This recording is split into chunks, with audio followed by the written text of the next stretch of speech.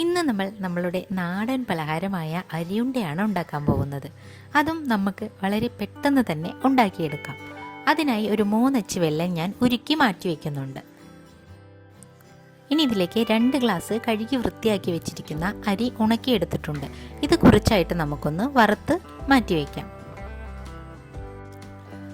അടി കട്ടിയുള്ള പാത്രത്തിൽ ഇതുപോലെ ഞാൻ കഴുകി വെച്ചിരിക്കുന്ന എല്ലാ അരിയും വറുത്തെടുത്തിട്ടുണ്ട്.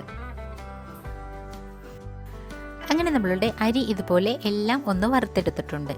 ഇനി നമുക്ക് ഇതൊന്ന് പൊടിച്ചു മാറ്റണം. ചൂടാറിയതിന് ശേഷം വേണം മിക്സിയുടെ ജാറിലോട്ട് അരി ഇട്ട് കൊടുക്കാനായിട്ട്. അങ്ങനെ നമ്മൾ വറുത്ത് വെച്ചിരിക്കുന്ന എല്ലാ അരിയും ഇട്ട് ഒന്ന് പൊടിച്ചെടുക്കാം. പൊടിക്കുന്നതിനോടൊപ്പം തന്നെ 2 ഏലക്കായുടെ കുരു കൂടി ഞാൻ ചേർത്ത് കൊടുത്തിട്ടുണ്ട്. അരി പൊടിച്ചൊരു പാത്രത്തിലോട്ട് മാറ്റിയിട്ടുണ്ട്. ഇതിൽ നിന്നും കുറച്ച് പൊടിയെടുത്ത് നമുക്ക് മിക്സിയുടെ ജാറിൽ തന്നെ വെക്കാം. അതിലേക്ക് നമുക്ക് ഒരു 3/4 മുറി തേങ്ങ, ചിരകിയ തേങ്ങയാണ് ഞാനിവിടെ ചേർത്ത് കൊടുത്തിട്ടുള്ളത്. അതുകൂടി ഇട്ട് ഒന്ന് ചതച്ചെടുക്കാം. അങ്ങനെ ചതച്ച പൊടി കൂടി ഇതിലോട്ട് ഞാൻ ചേർത്ത് കൊടുത്തിട്ടുണ്ട്.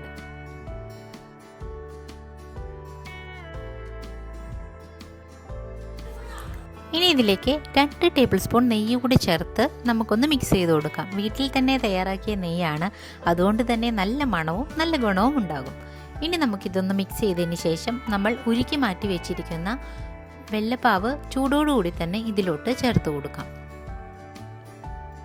കുറച്ചായിട്ട് വേണം വെള്ളപ്പാവ് ചേർത്ത് കൊടുക്കാനായിട്ട്.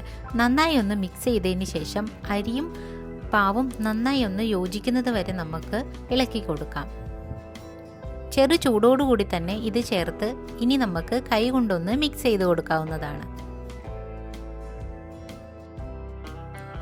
അങ്ങനെ എല്ലാം ഒന്ന് മിക്സായി വന്നാൽ നമുക്ക് ഇതിൽ നിന്നും ഓരോ ഉണ്ടകളാക്കി നമുക്ക് തയ്യാറാക്കിയെടുക്കാം. ഓരോരുത്തരുടെ ഇഷ്ടമനുസരിച്ചുള്ള വലുപ്പത്തിൽ വേണം നമുക്ക് അരിയുണ്ട ചെയ്തെടുക്കാനായിട്ട്. ഞാനിവിടെ ഒരു മീഡിയം സൈസ് വലുപ്പത്തിലാണ് ഉണ്ടാക്കുന്നത്. അപ്പോൾ ഇത്രയേ ഉള്ളൂ, നമ്മളുടെ അരിയുണ്ട റെഡിയായി കഴിഞ്ഞു.